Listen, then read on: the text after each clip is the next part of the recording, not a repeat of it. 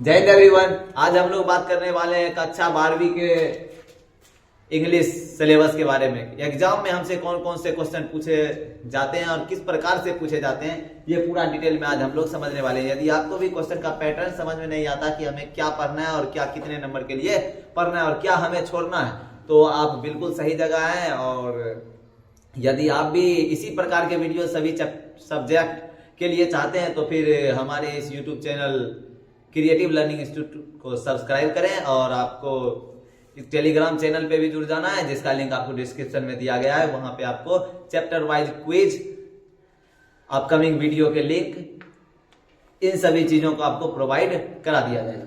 तो आइए हम लोग बिना लेट किए हुए आरंभ करते हैं अपने इस क्वेश्चन पैटर्न को समझने के लिए। तो सबसे पहले जैसे कि हमारे फर्स्ट थंबनेल का टाइटल या बोलिए इस वीडियो का फर्स्ट पीपीटी है,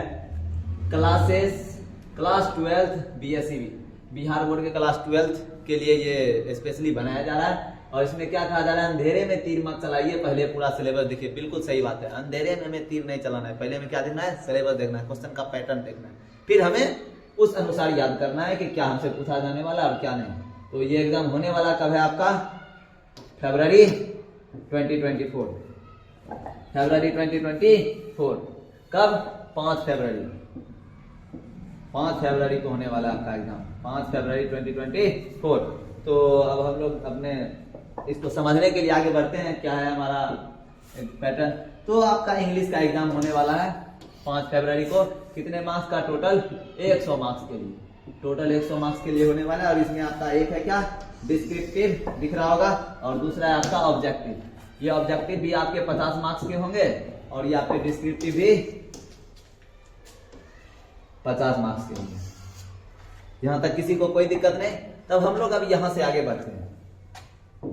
अब देखिए, सबसे पहला हमारा ऑब्जेक्टिव, ये सेक्शन है, 2 सेक्शन में आपका क्वेश्चन बटा हुआ होगा। सेक्शन है ऑब्जेक्टिव टाइप क्वेश्चन, ऑब्जेक्टिव के लिए होगा, वस्तुनिष्ठ प्रश्न पूछे जाएंगे। इसमें क्वेश्चन नंबर 1 से 100 तक इसमें दिए रहेंगे, 4 ऑप्शन होंगे और इन ऑप्शंस में से कोई एक सही होगा, जिसे आपको क्या करना है, वहां से चुन के अपने ओएमआर शीट पे टिक करना है। इस प्रकार से क्वेश्चंस होंगे और इस प्रकार से आपसे ऑप्शंस होंगे ए, सी और इधर बी, डी, कुछ भी हो सकता है, जो बड़ा होगा ए, बी, सी, डी, मतलब इस प्रकार से 4 ऑप्शन होंगे और आपको चुन के और टिक करने। और मैं आपको बता दूं कि आपका मान लीजिए इस प्रकार से होता है, यहाँ पे जैसे 1 नंबर दिया गया और यहाँ पे आपका गोला है। तो रंगते टाइम आप एक बात ध्यान रखिएगा, जैसे आपको ए रंगना है तो नीचे से रंगते हुए बाहर मत जाइएगा, बाहर से रंगते हुए अंदर आइएगा। इसमें क्या होता है कि बाहर लाइन के बाहर निकलने का खतरा कम होता है और स्पीड में रंग सकते हैं। और यदि बाहर निकलता है तो इसी में आपका रिजल्ट क्या हो जाता है, पेंडिंग। तो रिजल्ट पेंडिंग नहीं हो, इसके लिए आपको क्या करना है, बाहर से रंगते हुए अंदर आना। आपके जो भी मार्क किए गए होंगे उनको रंगते हुए अंदर आना है। अब descriptive type question, section B. अब मैं बार बार डिस्क्रिप्टिव बोल रहा हूँ, सब्जेक्टिव की जगह। सब्जेक्टिव और डिस्क्रिप्टिव में बहुत ज्यादा अंतर तो नहीं कहा जा सकता, लेकिन अंतर है। क्या, सब्जेक्टिव इट मींस वैसा क्वेश्चन जो कहां से पूछा गया, आपके सब्जेक्ट से। तो बताइए कोई ऐसा भी क्वेश्चन होता है जो आपके सब्जेक्ट से बाहर पूछे जाते हैं, नहीं। ये डिस्क्रिप्टिव का मतलब क्या होगा, वैसा क्वेश्चन जिसके आंसर के लिए आपको कुछ डिस्क्रिप्शन देना पड़ता है, कुछ लाइनें लिखनी पड़ती है, तो क्या हो गया आपका डिस्क्रिप्टिव। तो इसी प्रकार इन सबों में क्या आपको डिस्क्रिप्शन लिखना पड़ेगा। तो आपके पास टोटल कितने क्वेश्चन आने वाले, 7 क्वेश्चन आने वाले।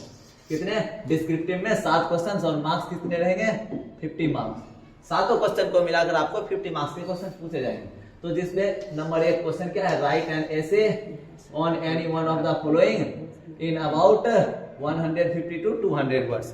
मतलब 150 से 200 शब्दों में आपको क्या करना है, ऐसे लिखना है। जैसे बचपन में लिखा करते थे, गाय पे लिखते थे the cow is a pet animal, इस प्रकार करके कुछ लिखते थे। तो इसी प्रकार इससे थोड़ा एडवांस लिखना है आप 12 में, लेकिन नहीं आता है तो उस प्रकार भी लिखेंगे तो चलेगा। देखिए इसमें है क्या, 5 दिए रहेंगे, 5, उन 5 में से किसी एक को लिखना है। जैसे यहाँ पर दे दिया आपका होली, दीपावली, कुछ भी दे दे, दशहरा, ईद, डिसिप्लिन, कुछ भी दे सकता है उसका मन।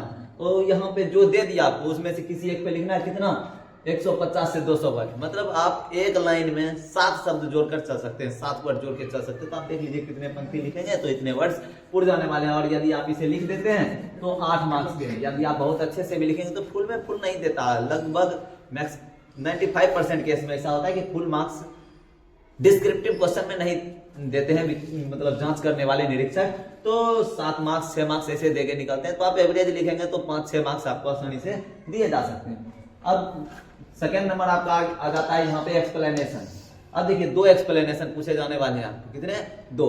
एक आपके प्रोज सेक्शन से और एक पोएट्री सेक्शन। प्रोज सेक्शन आपके बुक में जो चैप्टर 11 चैप्टर्स दिए गए हैं, आपको याद होगा 11 chapters, Indian civilization and culture, Bharat is my home, इस तरह से मैरिज प्रपोजल तक आपका चैप्टर से 11 चैप्टर, वो हो गया आपका प्रोज सेक्शन। और फिर उधर sweetest love, I do not go, song of my self, इस प्रकार करके उधर भी 10 चैप्टर है। तो वो 10 चैप्टर उधर से भी कहीं से आपको 1 लाइन उठा के दे देगा, 2 लाइन उठा के दे देगा, कहेगा इसको आप एक्सप्लेन कीजिए, अपने भाषा में एक्सप्लेन कीजिए। और उसके बाद प्रोज में से भी वो जो मैंने 11 चैप्टर बताया उनमें से कहीं से उठा के दे देगा और कहेगा एक्सप्लेन कीजिए। तूने एक्सप्लेन करना, और ये एक्सप्लेन करना बहुत आसान होता है। शॉर्ट क्वेश्चन लिखते हैं ना आप 2 मार्क्स के लिए, उससे भी बहुत ज्यादा आसान होता है। मैं इसकी आपको थ्योरी अगले वीडियो में बताने वाला हूँ कि किस प्रकार एक्सप्लेनेशन बनाना है। बस वो फॉर्मेट होता है जिस प्रकार ऐसे और लेटर का फॉर्मेट, एप्लीकेशन लेटर का फॉर्मेट होता है, उसी प्रकार इसका भी फॉर्मेट होता है। फॉर्मेट लिख देंगे तो 3 मार्क्स मिलने वाले हैं, और यदि आप इसका डाटा देते हैं तो फिर 1 मार्क्स 4 मार्क्स मिल जाएंगे। बहुत आसान है, यहाँ से नंबर उठाना। 4 मार्क्स के ये पूछे जाएंगे। फिर मैंने कहा 2 पूछे जाते हैं, 1 यहाँ, इसमें देख लीजिए 4 है। इन 4 में से किसी एक को चुना, मतलब ये चारों आपको अगर प्रोज से है तो प्रोज से ही रहेगा, चारों प्रोज मतलब कहानी वाला हिस्सा इससे ही रहेगा, और यदि पोएट्री से तो पोएट्री से रहेगा। फिर नेक्स्ट एक और है, यदि इसमें प्रोज से रहेगा तो यहाँ 3 नंबर में भी फिर किससे रहेगा? Any one of the following, एक लाइन किसी एक को एक्सप्लेन करना है, यहाँ मान लीजिए पोएट्री से रहेगा, चारों में पोएट्री के कुछ लाइन दिए हुए रहेंगे और उनको आपको क्या करना है? एक्सप्लेन करना है, और उठा लेने हैं आराम से 4 मार्क्स। अब क्या यहाँ पे राइट अ लेटर, अब क्या करना है? आपको लेटर लिखना है, लेटर मतलब पत्र लिखना है, या फिर राइट एन एप्लीकेशन। ये सभी एप्लीकेशन इसका लेटर का ही एक प्रकार होता है। ये फॉर्मल होता है, ये इनफॉर्मल होता है। फॉर्मल बोले तो किसी ऑफिस के लिए, प्रिंसिपल के लिए, इन सबों के लिए लिखा जाता है, और लेटर बोले तो अपने मित्र के लिए, पिताजी के लिए, फ्रेंड्स के लिए, मतलब यही इन सब के लिए लिखते हैं। तो ये क्या होता है? लेटर। और इसके भी फॉर्मेट है, मैं आपको आसानी से सिखा दूंगा। लगभग 11 स्टेप्स हैं, उन 11 स्टेप्स को अगर फॉलो कर दिए तो फिर आपको पूरे मार्क्स मिल जाने वाले हैं। तो यहाँ से आपको कितने मार्क्स मिलते हैं लेटर के लिए? 5 मार्क्स। अब देखिए ये आपको डिस्क्रिप्टिव क्वेश्चन को जो टफ बनाने वाला आइडिया है, डिस्क्रिप्टिव क्वेश्चन, ये मतलब जिसको आप लोग सब्जेक्टिव बोलते हैं, इसको जो टफ बनाता है इंग्लिश में, यही है। और है कितने मार्क्स का? Only 10 marks. ये है केवल 10 मार्क्स का, लेकिन इसके लिए आपको पूरे के पूरे 21 चैप्टर्स उधर, और उसके बाद फिर आपको उधर आपका कौन सा बुक है? सेकेंड बुक, 5-7 बुक उधर भी पूछने, मतलब 5-7 चैप्टर उधर हैं, और उसके बाद 21 चैप्टर इधर। अब बताइए इतने चैप्टर्स को पढ़ने के बाद आपको कितने 10 क्वेश्चंस पूछे जा रहे हैं, और इनमें से केवल 5 बनाना है। और एक चैप्टर में आपके 10-10, 12-12 शॉर्ट क्वेश्चन है, और यहाँ पे कितने उतना क्वेश्चन। आप मान लीजिए अगर 5-5 क्वेश्चन भी याद करते हैं, मान लीजिए आप केवल 25 चैप्टर मानते हैं, तो कितना हो गया? 25 बचे 125 शॉर्ट क्वेश्चन याद करेंगे, फिर भी उनमें से आएगा कि नहीं आएगा ये भी कहना आपका क्या है? मुश्किल है। क्लियर? उल्टा यूज कीजिए। तो ये सबसे टफेस्ट पार्ट होता है, लेकिन ये भी लिखना आसान है। यदि आपको ऑब्जेक्टिव याद है तो इसे आप भी ऑब्जेक्टिव याद है, और आपको ट्रांसलेशन आते हैं और वर्ड के मीनिंग्स पता है, तो आप ये भी आसानी से लिख देंगे, जिसकी तैयारी आपको कराई जाएगी। और नंबर 6, नंबर पाने के लिए, क्या मार्क्स पाने के लिए आपको जितना मार्क्स चाहिए, उस मार्क्स को पाने के लिए सबसे आसान एरिया ये है। 5-5 मार्क्स के क्वेश्चन होते हैं इसमें, और मैक्सिमम बच्चे यदि ये जान जाए कि इसे बनाना कैसे है, तो फिर इससे आसान एरिया कोई है ही नहीं आपके डिस्क्रिप्टिव पार्ट में। ये ऐसे लेटर एप्लीकेशन उससे भी बहुत ज्यादा आसान, आप देख सकते हैं। और इसमें है कितना? इसमें 6 नंबर में आपके 6 क्वेश्चन है। कितने क्वेश्चन? 6 क्वेश्चन है, और 6 में बनाने कितने आपको? 3 बनाने हैं। क्लियर? तो अब देखिए यहाँ क्या है? Right the summary of any one of the following points. अब क्या है? यहाँ पर चैप्टर का नाम दिया रहेगा, 3 है आपके, 3 चैप्टर, पोएम के 3 चैप्टर, पोएट्री के 3 चैप्टर का नाम दिया रहेगा, जैसे sweetest love, I do not go, song of my self, etcetera करके कुछ 3 चैप्टर के नाम दिए रहेंगे। और उन तीनों चैप्टर में से किसी एक चैप्टर का आपको क्या करना है? समरी लिखना है, समराइज करना है शॉर्ट में। उन चैप्टर में जितनी चीजें बताई गई है उन चीजों को शॉर्ट में आपको क्या करना है? बता देना है। तो उसके कितने मार्क्स मिलने वाले आपको? 5 मार्क्स, क्योंकि 3 ही बनाने हैं, और 5-5 मार्क्स के हैं 3, और टोटल कितने मार्क्स हैं आपके? 15 मार्क्स। क्लियर? तो अब इसे बनाइए, या फिर इसे बनाइए, write the summary of any one of the following prose pieces. और इसमें क्या है? आपके प्रोज चैप्टर, जहां 11 है, इंडियन सिविलाइजेशन एंड कल्चर से लेके मैरिज प्रपोजल तक। तो वहां तक के आपके कितने इधर 3 किसी चैप्टर के नाम दिए रहेंगे, 3 चैप्टर के नाम, उन तीनों चैप्टर्स में से किसी एक चैप्टर का क्या करना है, समराइज कर देना है, समरी उसका लिखना है। अब उसके बाद क्या है, राइट ए नोट ऑन, अब क्या करना है, नोट लिखना है, डैश इंग्लिश, यहां लिखा इसी प्रकार का फॉर्मेट रहेगा। यहां पर क्या रहेगा आपका,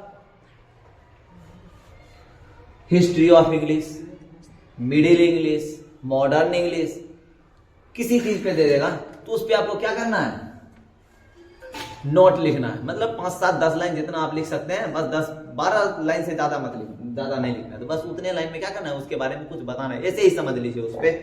तो इसके भी आपके 5 मार्क्स है। अब इससे आसान आने वाला, इससे भी आसान, अब देखिए ये क्या है, option number D, match the names of the poems given in list A with their poets in list B.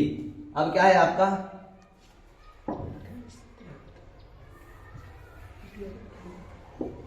हाँ, लिस्ट ए में आपका क्या रहेगा, पोएम का नाम, जैसे sweetest love I don't know, यहां जैसे मान लीजिए यहां पर है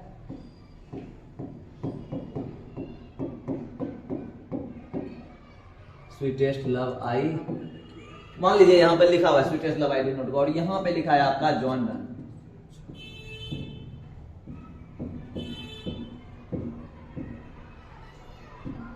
और यहां पर है आपका जॉन डन।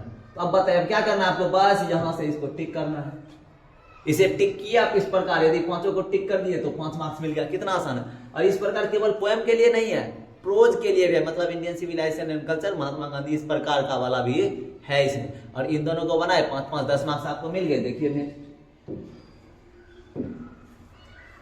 ट्रांसलेट यानी 5 इंटू इंग्लिश, यानी 5 है कि हम कितना यहाँ पे 8, कितना है 8, और इन 8 में से कितना, किसी 5 को आपको ट्रांसलेट करना है। ट्रांसलेशन तो आपको आता ही होगा, बचपन से ट्रांसलेशन ही तो बनाते आ रहे हैं ग्रामर को छोड़ के। तो ये क्या हो गया, 5 इंटू इंग्लिश, 5 को किसी 5 को ट्रांसलेट कर देना। यदि आपसे ये भी नहीं हो रहा तो इसको छोड़िए, फिर से है।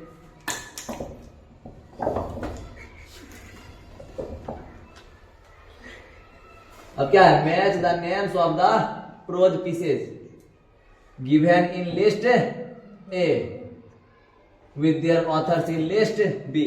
लिस्ट बी में क्या है, ऑथर, और लिस्ट ए में उसका प्रोज पीसेज का नाम, मतलब प्रोज पीसेज, वही Indian civilization and culture, Bharat is my home, इस प्रकार से आपके जो यहाँ पे चैप्टर्स के नाम लिखे रहेंगे।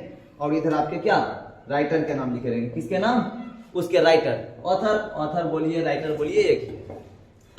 तो अब ये दिख गया आपको, यहाँ एफ तक दिख गया, ABCDEF दिख गया आपको एफ, और इन एफ तक में से आपको कितने बनाने हैं, सिर्फ केवल और केवल 3 को बनाना है, कितना, 6। इसमें आप समरी लिख लीजिए, प्रोज का समरी लिख लीजिए, पोएट्री का समरी लिख लीजिए, उसके बाद सबसे अच्छा तो इधर दोनों मिलाने वाला मिला लीजिए पहले, उसके बाद किसी दोनों में से कोई एक समरी लिख लीजिए, बात खत्म है, निकल। यदि आपको ट्रांसलेशन आता है तब तो उधर याद करने की, समरी वगैरह याद करने की कोई आवश्यकता ही नहीं है। अब देखिए, जैसा कि मैंने बताया था आपको 7 क्वेश्चंस होंगे आपके डिस्क्रिप्टिव में टोटल, तो दिख रहा है आपका 7। Read the passage carefully and answer the questions that follow, मतलब इसमें ये आपके मान लीजिए 2 लाइन जो दिया गया डॉटेड लाइन, इसके जगह पर आपको मान लीजिए किसी कोई पैसेज है, पैराग्राफ लिखा हुआ है, मतलब जैसे आपके बुक में चैप्टर्स लिखे जाते हैं उसी प्रकार यहाँ से दिया हुआ है, बुक ही समझ लीजिए दिया हुआ है, और उसको देख के और उसके क्वेश्चंस को नीचे ढूंढना है। जिस एक क्वेश्चन तो आपका फिक्स रहेगा कि इसका टाइटल दीजिए। टाइटल मतलब जैसे आप पूरा महात्मा गांधी का ऑटोबायोग्राफी पढ़ते हैं, Indian civilization and culture, 4-5 page पढ़ते हैं, और उसके बाद क्या कहते हैं, ये कौन सा चैप्टर है, तो इंडियन सिविलाइजेशन एंड कल्चर। उसी प्रकार आपका कहानी दिया हुआ है, उसका क्या चैप्टर का नाम लिखना है, वही समझ लीजिए आप, टाइटल वही है टाइटल। तो एक टाइटल देना है, उसके बाद 3 क्वेश्चन के आंसर देने, जैसा कि आपको यहाँ पे 4 दिख रहा है, और इन चारों के लिए आपको मिलेंगे कितने, 4 मार्क्स। कितने मार्क्स, 4 मार्क्स। या तो आप ये बनाइए, और फिर यहाँ पे क्या है, right a prices of the following passage and give a suitable title. कुछ नहीं करना है यहाँ पे, प्राइसेस पे नहीं फंसना है, बस यहाँ क्या करना है, इसका एक सुटेबल टाइटल देना और इसका समरी लिख देना है, शॉर्ट कर देना है। मतलब इसमें जो मुख्य बातें लिखी गई है, कुछ लाइन को निकाल लेना है, जो आपको मेन लग रहा है, बस होगी। और आपने इतना को जहां लिखा, आपने 7 का 7 क्वेश्चन का आंसर दे दिया, मतलब 50 मार्क्स आपके यहाँ क्लियर है। अब हम इन सभी क्वेश्चंस को एक बार एक जगह देख लेते हैं। देखिए, intermediate examination 2024 annual English compulsory होता है इंग्लिश। अब देखिए क्या है, एक नंबर क्वेश्चन क्या था हमारा, ऐसे लिखना है, कितने मार्क्स, 8 मार्क्स। एक्सप्लेनेशन है 4 मार्क्स, फिर से एक्सप्लेनेशन है, फिर से 4 मार्क्स। लेटर या एप्लीकेशन है, कितने मार्क्स, 5 मार्क्स, फिर से वही एनी 5। सबसे टफेस्ट एरिया, इसको मैं बताऊंगा, यदि आप बनाते हैं तो इसे सबसे लास्ट में बनाना। ये क्वेश्चन नंबर 5 को सबसे लास्ट में बनाना। और उसके बाद क्वेश्चन नंबर 6 वही सबसे ज्यादा मार्क्स होने वाला 15 मार्क्स। और उसके बाद क्या है, read the passage carefully 4 marks. दिख गया। और यहां से आपके कितने मार्क्स पूरे होते हैं, 50 मार्क्स। कितना आसान है, आसानी से ले सकते हैं। इसमें से आप ये 15 मार्क्स आप बिल्कुल आसानी से ले लेंगे। उसके बाद इधर ये 4 मार्क्स आसानी से, इधर 8 मार्क्स में मान लीजिए 6 मार्क्स भी लिए, फिर यहाँ पर 4 मार्क्स आसानी से, कितना 6 4 10 4 14 15 29 मार्क्स हो गए। और उसके बाद ये 4 मार्क्स आसानी से, कितना हो गया आपका 29 4 33 मार्क्स। उसके बाद इस 5 मार्क्स में आप मान लीजिए 4 मार्क्स ही लिए, 33 4 37 मार्क्स। लगभग बढ़िया आपको मिल गया जितना चाहिए इधर से। और पूरा 50 में 50 चाहिए, तब तो मेहनत करना पड़ेगा। अब हम बाकी अपने बुक के चैप्टर्स के बारे में देख लेते हैं, क्या है हमारा चैप्टर्स। देखिए ये प्रोज सेक्शन, आप मैंने बताया था प्रोज सेक्शन मतलब कहानी वाला पार्ट जो है आपका। इसमें कितने चैप्टर्स हैं टोटल, ये देख सकते हैं आप 11 चैप्टर्स। कितने हैं, 11 चैप्टर्स हैं। जिसमें पहला Indian civilization and culture, Bharat is my home में, pinch of sun, I have a dream, idea that have helped mankind, the artist, a child is born, how free is the press, the earth, India through travellers eye, and a marriage proposal. दिख रहा है। और इन सभी के इधर क्या authors दिए गए, राइटर, यही आपको मैच करने के लिए दिया जाएगा। मतलब जैसे मान लीजिए इंडियन सिविलाइजेशन एंड कल्चर किसने लिखा, महात्मा गांधी ने। भारत इज माय होम को डॉक्टर जाकिर हुसैन। यही ऊपर नीचे करके दे देगा, कहां दे देगा, ऊपर नीचे। और आपको उसे ढूंढना है कि कौन सा सही है, उसमें टिक करना है। और ये आपके एग्जाम में मतलब ऑब्जेक्टिव में भी पूछे जाने हैं। तो आपको यदि कुछ भी याद नहीं है, इंग्लिश का याद नहीं होता, तो राइटर और पोएट का नाम तो निश्चित याद कर लीजिए, जो आपके बुक के फर्स्ट पेज में ही दिया गया है। यदि उसे याद कर लेते हैं तो सिर्फ उसे याद करके आप पास कर सकते हैं। यदि हमारे आने वाले कम से कम 2-3 वीडियो को भी देख लिया आपने इस चैनल से, तो केवल उसे याद करके जो मैंने बताया अभी ये राइटर पोएट का नाम, 30-35 मार्क्स तो आसानी से ले आएंगे बिना चैप्टर को याद किए। अब हम लोग यहाँ से आगे बढ़ते हैं, पोएट्री सेक्शन के चैप्टर्स को देखते हैं। देखिए पोएट्री सेक्शन मतलब कविता वाला सेक्शन। इसमें कितने चैप्टर्स हैं हमारे पास, टोटल 10 चैप्टर्स हैं। और इन 10 चैप्टर्स में sweetest love, I do not go, song of myself, now the leaves are falling fast, इस प्रकार करके 10 चैप्टर्स हैं। और इसके राइटर्स हैं Johnson Walt Whitman, W.H. Orange, John Keats. इस प्रकार से आपके चैप्टर्स है। तो इन्हें याद करना ही पड़ेगा, बिना याद किए, इन्हें याद किए बिना कोई ऑप्शन है ही नहीं आपके पास। अब देखिए ये स्टोरी ऑफ इंग्लिश, इतने चैप्टर्स हैं। और आपको कंफ्यूज नहीं करना है आपके बुक में कितने चैप्टर्स हैं, इतने चैप्टर्स के आंसर्स हम कैसे दे पाएंगे। ये सभी चैप्टर्स आपके लिए नहीं है, इनमें कुछ चैप्टर्स 11th के लिए है। किसके लिए, 11 के लिए। तो अब हम देखते हैं कौन सा चैप्टर 11 के लिए बांटा गया और कौन सा चैप्टर 12 के लिए बांटा गया। मतलब बुक एक ही है, कुछ चैप्टर 11 के लिए और कुछ 12 के लिए। तो आप देख सकते हैं क्या है, चैप्टर्स प्रिस्क्राइब्ड फॉर क्लास 11, ये 11th के लिए, मतलब 1 2 7 8 और 9, ये किसके लिए, 11th क्लास के लिए। और चैप्टर्स प्रिस्क्राइब्ड फॉर क्लास 12, जो क्लास 12 के लिए है, वो कितना हो गया, 3 4 5 6 और 10 11, ये आपके 12th के लिए है। इसमें old English, middle English, modern English, English as a world language, a story of English drama, a story of the novel in English. इन सभी में किसी पे या तो इस पे दे देगा लिखने के लिए नोट। मतलब ये 3 ओल्ड, मॉडर्न और मिडिल, और इधर मतलब इन तीनों में से कोई एक आना ही है। उसके बाद इन तीनों में से कोई एक आना ही है। इस पे स्टोरी लिखना, आपको 4 से 5 लाइन लिखना है, जो मैं आपको दे देने वाला हूँ PDF के थ्रू। क्या टेंशन है यहाँ पे, और बहुत आसानी से आप ले लेने वाले। वो 15 मार्क्स तो मैं आपको क्लियर करके दूंगा, ये मेरी गारंटी है। तो आप लोग, मैं आशा करता हूँ चैप्टर्स समझ चुके होंगे। अब देखिए ये रह गया आपका ग्रामर सेक्शन। ग्रामर सेक्शन में इतने चैप्टर्स हैं, जिनमें यदि सबको पढ़ने लगे तो मुझे लगता है कि कम से कम 9 महीने से ऊपर लगेगा आपको केवल ये ग्रामर पढ़ने में। इसमें आर्टिकल आप पढ़ लीजिए, यदि आपके पास टाइम कम है तो 5-7 मार्क्स आसानी से आ जाएंगे। उसके बाद फिर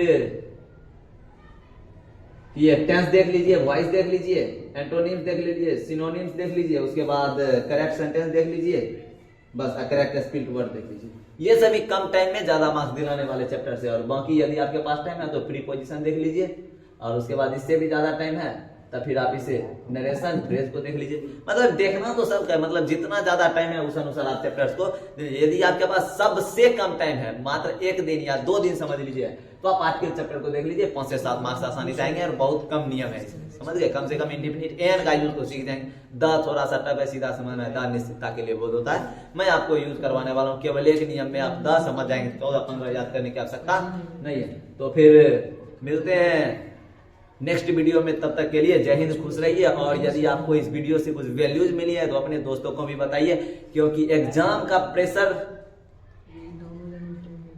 बड़े बड़े आदमी को तोड़ देता है, बड़े बड़े विद्यार्थी को तोड़ देता है। और यह कंपटीशन तो है नहीं, अपने भी आगे बढ़ना है और अपने दोस्तों को भी लेकर आगे बढ़ना है। तो खुश रहिए, मिलते हैं अगले क्लास में, तब तक के लिए जय हिंद।